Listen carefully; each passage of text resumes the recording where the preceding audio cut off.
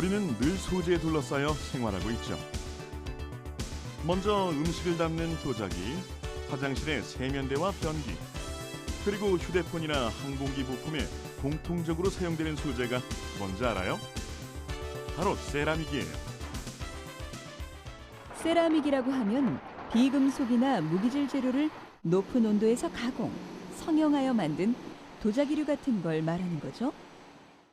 세라믹이라는 단어, 그리스어 케라모스의 어원을 두고 있는데 흙이나 점토를 뜨거운 불에 구워 만든 물건이란 뜻이죠.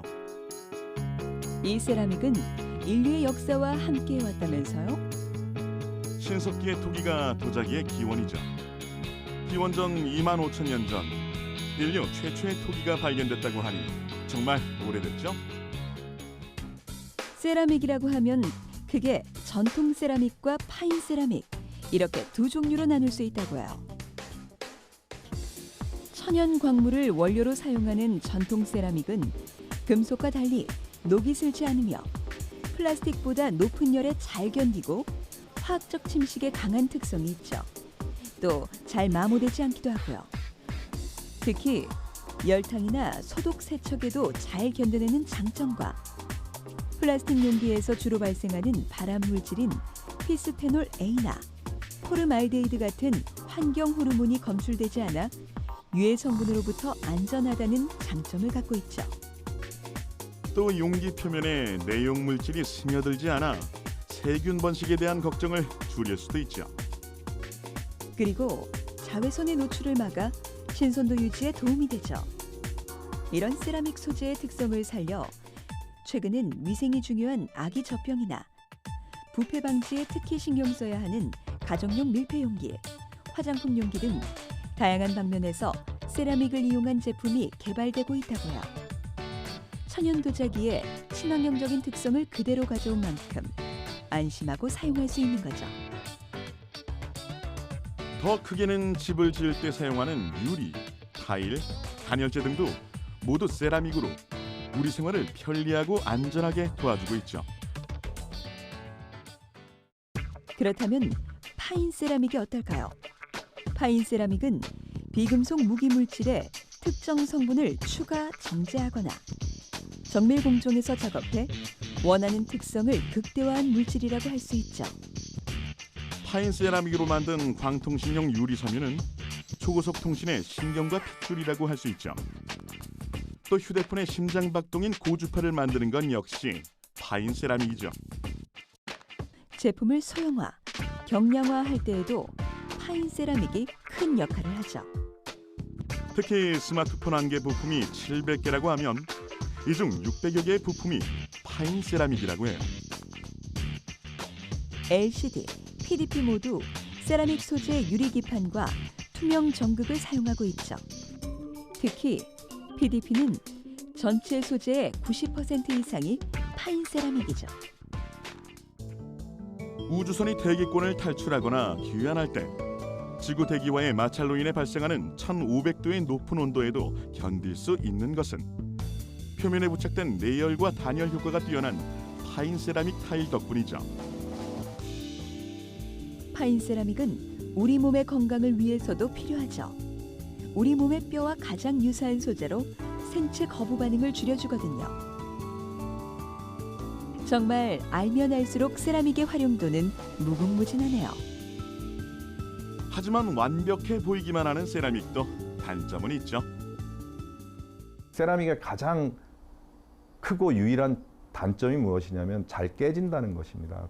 옛날에 그 황토집을 보시게 되면은 황토가 잘 깨지지 않기 위해서 그 볏짚을 넣지 않습니까?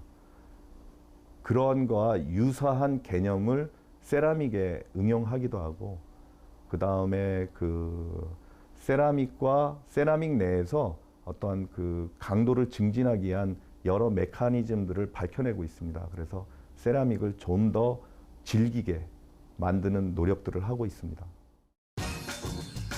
이러한 단점까지 보완된다면 친환경적인 요소가 삶의 중요한 이슈로 자리 잡은 요즘, 세라믹이야말로 미래 라이프 트렌드의 핵심이 되지 않을까요?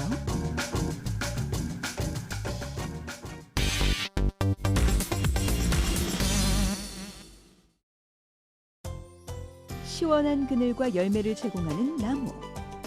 우리에게 꼭 필요한 산소를 만들어주죠. 또 집을 짓고 배를 만들고 땔감으로 사용하고 약재로 쓰고 전쟁을 위한 무기도 만들고 거의 모든 분야에 나무를 사용해 왔죠. 나무가 소재로서 가진 가장 큰 장점은 구하기 쉽다는 점과 가공이 쉽다는 점, 그리고 바로 자연적인 소재라는 점이죠. 하지만 잘 타고 잘 썩는다는 단점이 있잖아요. 그래서일까요? 목조 건축보다 석조 건축이 일반화되어 나무로만 짓는 건축물들이 사라져갔잖아요. 그런데 최근 다시 목조 건물이 등장했잖아요. 그것도 4층으로 지어졌다고 하는데 도대체 어떻게 된 일이죠? 그동안은 목재를 이용해서는 높이가 낮은 주택이나 건물 일부에 나무를 사용하는 경우는 많았지만 닫힌 건물 전체를 목구조로 지은 적은 없었죠. 사실 이렇게 나무를 이용해 고층으로 집을 지으려면 전체를 지탱하는 기둥이 중요하겠죠. 건물을 지탱할 수 있는 단단한 강도의 나무가 필요하잖아요. 그래서 나무의 강도를 크게 높인 구조용 집성재를 사용하게 됐던 거죠.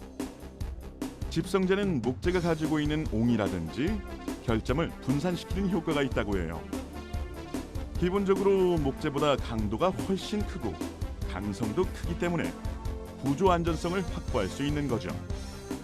집성재라고 하는 거는 이제 붙여서 만들 수 있기 때문에 그냥 산에서 자른 나무보다 길이도 훨씬 더 길게 만들 수 있고 단면의 크기도 훨씬 더 크게 만들 수가 있고, 그리고 등급을 배열을 할 수 있기 때문에 그 강도를 저희가 조절을 할 수가 있습니다. 단면 키우고 길이 키웠기 때문에 보통 나무보다 훨씬 더 강한 나무였죠. 그래서 4층까지 짓는 게 가능하고요. 나무의 한계를 뛰어넘은 또 다른 목재가 있죠.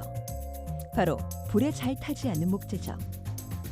불에 타지 않은 목재는 방염 도료액을 덧칠했던 기존의 방식과는 다르게 친환경 난연 수지를 진공가압을 통해 목재 내부에 균일하게 침투시키는 방식으로 개발됐다고 해요.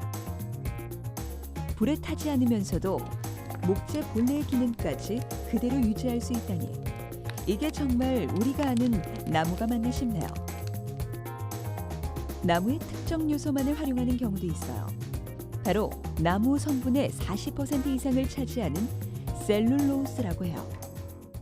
이 셀룰로스를 이용해 우리나라에서 종이 전지를 개발해냈는데요. 기존 리튬 이온 전지는 금속으로 만들어져 구부리기가 어렵잖아요. 하지만 종이 전지는 머리카락의 10,000분의 1 굵기의 셀룰로스로 만들어져 쉽게 구부러지죠. 나무로 100% 이제 분리막을 만든 거예요. 그 안에 다공성을 만들어서 친환경적이고 그다음에 이제 바이오 물질을 활용했다는 점에서 큰 장점이 있죠. 그다음에 전극 같은 경우도 3가지 성분만으로 아주 심플하게 이제 그 전극을 만들었기 때문에 훨씬 얇게 그다음에 고용량의 그 전극을 만들 수가 있어요. 그래서 기존의 배터리보다 2배, 3배 길게 이제 배터리를 사용할 수 있다는 그러한 장점이 있는 거죠. 더 나아가서는 잘 쓰이지 않는 잡목이나 폐목재까지 활용하고 있다고 해요. 일반적으로 건축자재로 많이 쓰이는 목재보드는 잡목을 잘게 부순 뒤 접착제를 섞어 판 형태로 만들죠. 그러다 보니 포름알데히드를 방출해 새집 증후군을 일으키는 경우가 많아 최근에 외면받고 있었는데요. 이 보드를 산소가 없는 공간에서 1000도 가까이 가열하면 그런 걱정을 할 필요가 없다고 하네요. 탄화보드는 습도 조절과 전자파 차단, 유해물질 흡착 등 수치 가지고 있는 특성을 그대로 지니면서도 여러 형태로 가공하기 쉬운 보드의 장점도 가지고 있죠. 고부가 가치를 만들기 위해서 실내 공기질을 개선하기 위한 재료로서 활용을 한 것이고, 이것이 만약에 또 다시 버려졌을 때는 다시 수수로 이제 열적 자원으로서 활용이 또 가능한 거죠. 그러니까 이거 같은 경우에 있어서는 버려지는 목재를 다시 1차로 실내 공기질을 제어하는 목적으로 활용이 되었다가 다시 이것이 다시 버려졌을 때는 또 다시 이제 화력 소재로서 활용이 가능한 것이죠. 한옥을 짓는데 꼭 필요한 목재 기둥 있잖아요. 지금까지는 아름드리 나무를 베어야 얻을 수 있었지만 이제 이것도 폐목재를 이용해 만들 수 있다고 해요. 나무 조각들을 실로 연결해 테이프처럼 만든 뒤 둘둘 감아주면 원통형 기둥재가 탄생하는데 겉모습이나 강도가 기존 목재 기둥과 크게 다르지 않다고 해요. 또 다양한 무늬를 붙일 수 있는 데다 원통 속을 비워 가볍게 만들 수도 있어 효용성이 더 크다고 해요.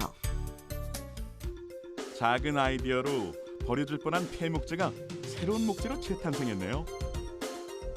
이처럼 과학기술을 통해 목재의 장점을 극대화하고 단점은 최소화시킨다면 목재의 과거 부흥기를 다시 되돌릴 수 있지 않을까요?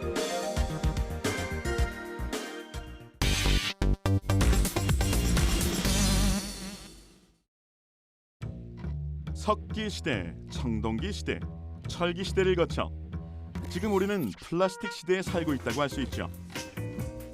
플라스틱이란 열과 압력으로 소성을 변화시켜 성형할 수 있는 고분자 물질이죠. 플라스틱 원료는 대부분 석유와 천연가스 정제 과정에서 나오는 부산물이라고 해요. 이런 플라스틱이 처음 만들어진 게 당구공 때문이라면서요? 1868년 미국 하이엇 형제가 당시 당구공의 원료인 상아를 대체할 물질을 찾다가 만든 셀룰로이드는 천연 물질로 만든 합성 수지라고 해요. 하지만 본격적인 플라스틱 시대는 미국인 발명가 베이클랜드가 인공적으로 만든 합성 수지를 개발하고부터였다고 하죠. 플라스틱은 가볍고 절연성이 뛰어나고 녹이나 부식도 없죠. 또 단열성이 좋은 데다 색색이 자유롭고 자성을 띠지 않아 공업용과 소비재로 많이 쓰이죠.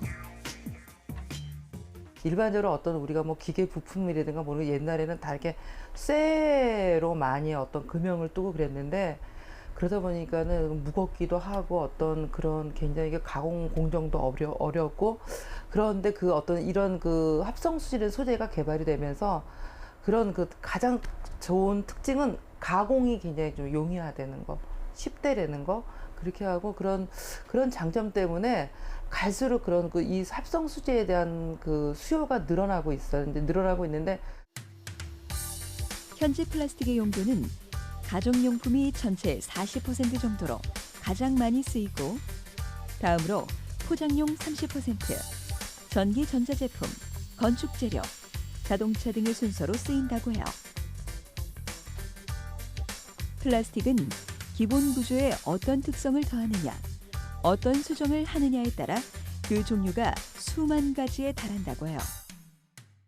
플라스틱 기본 종류 중 대표 선수는 단연 폴리에틸렌인데요. 전체 플라스틱 사용량의 30%를 차지하고 있죠. 저밀도 폴리에틸렌은 가격이 낮고 강도가 약해 비닐백 같은 곳에 쓰이고 고밀도 제품은 강도를 요하는 용기나 뚜껑에 사용된다고 해요. 그리고 페트병으로도 불리는 폴리에틸렌 테레프탈레이트는 유연하고 투명해 음료수 포장 용기나 직물의 원료로 사용되고 있죠. 일반적으로 사용되는 플라스틱 소재 중 가장 단단하고 열에 잘 견디는 소재로는 폴리카보네이트가 있죠.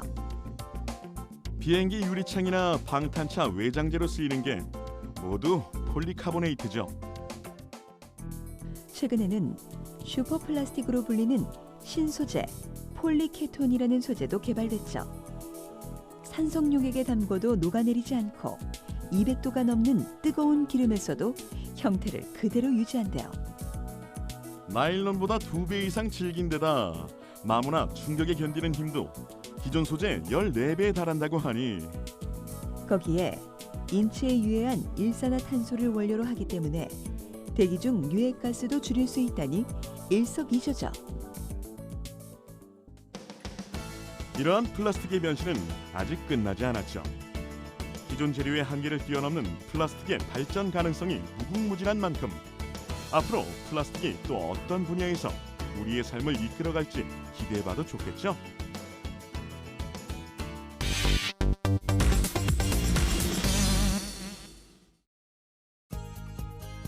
인류 역사상 가장 큰 영향력을 끼친 소재라고 하면 역시 금속을 꼽을 수 있겠죠. 인류 문명의 발전, 전쟁 속에서 그 빛을 발한 존재였죠. 주기율표상의 118개의 원소들 중 총 90여 개를 금속 원소라고 해요. 금속은 독특한 광택을 갖고 있고 열과 전기를 전달하는 전도성이 우수하죠. 금속은 가공이나 성형이 잘 돼서 다양한 형상을 만들 수가 있죠. 뿐만 아니라 높은 강도를 가지고 있어서 구조형 재료로 많이 활용되고 있잖아요. 우리가 얼마나 많은 금속을 사용하는지는 이 통계자료만 봐도 알 수 있는데요. 우리나라의 1인당 철강 소비량은 1톤 이상이라고 해요. 정말 어마어마하죠? 가장 대중적으로 쓰이는 금속 중 하나가 바로 철인데요. 철은 뛰어난 기계적 특성과 가공성, 내구성 등도 갖춰 철도, 도로, 항만 등 다양한 산업 분야에 활용되고 있죠. 알루미늄은 녹슬지 않는 금속의 대명사라고 할 수 있죠. 음료수나 통조림 용기, 항공기, 자동차 등 광범위하게 사용되고 있죠. 또 마그네슘은 알루미늄보다 30에서 40% 정도 더 가벼운 소재죠. 다만 불에 약해 40에서 400도에서 타고 가루로 만들면 폭발하기도 하는 단점이 있죠. 하지만 마그네슘은 경량화 소재로 자동차 차체에는 물론 안에 들어가는 부품에도 쓰인다고 해요. 그래서 몸이 가벼워야 연비가 향상되는 자동차에 마그네슘은 딱인 거죠. 가벼우면서도 아주 단단하고 부식이 잘 되지 않는 금속도 있죠. 바로 타이타늄인데요. 특히 항공기 제작에 많이 사용되고 있다고 해요. 또 여러 금속들과 합금을 만들어 아주 다양한 용도로 사용되고 있죠. 사실 합금 기술은 매우 중요하죠. 순수 금속 원소 자체는 기계적 성질이 제한되어 있거든요. 이런 금속의 약점이 있기 때문에 합금을 하기 시작한 거죠. 철의 경우도 녹이 쓴다는 치명적인 단점이 있는데 이 단점을 해결한 크로뮴, 니켈 등을 첨가해서 만든 스테인리스 강이죠. 무식성을 깨끗하게 해결한 스테인리스 강은 자동차 배관, 주방용품, 전자제품, 건축물 외장재 등 다양한 분야에서 활약할 수 있는 거죠. 이처럼 하나의 금속이 가진 단점을 보완해주는 합금화 기술이 없이는 기계 부품, 자동차, 비행기, 배, 어떤 것도 만들 수 없기 때문에 합금 기술은 우리나라 산업 발전에 아주 중요하다고 할 수 있죠. 얇지만 지금보다 더 강도가 높아야 되겠죠. 근데 강도가 높으면 상식적이지만 잘 가공이 안 될 거지 않습니까? 예. 그런데 그런 일반 상식을 깨고 자연생을 역행한다고 할까? 강도가 높으면서도 오히려 성형은 더 잘 되는 그런 새로운 철강 소재 이런 거를 개발하는 것이 지금 자동차 업계와 제철소의 가장 큰 화두이고 세계적으로 가장 주목을 받고 있는 주제입니다. 합금 중에서도 자신의 원래 모습을 기억하는 합금 소재, 형상 기업 합금이 있죠.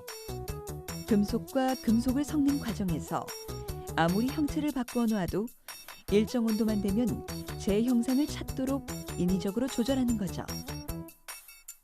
형상 기업 합금의 응용 범위는 일상생활에서 우주 탐사에 이르기까지 무궁무진한데요. 안경테, 치과 교정용 와이어, 척추측만증 교정용으로 쓰인다고 해요. 이런 특수 합금으로는 초내열 합금도 있죠. 고온의 환경 아래서 사용하는 것을 주요 목적으로 만든 합금으로 700도 이상의 고온에서 견딜 수 있는 초인적인 합금을 말하죠. 초내열 합금이 없었다면 항공기 운행이 불가능했을지도 몰라요. 제트기나 비행기의 뜨거운 엔진 열기를 견디는 터빈 날개에 이 초내열 합금이 사용되었거든요.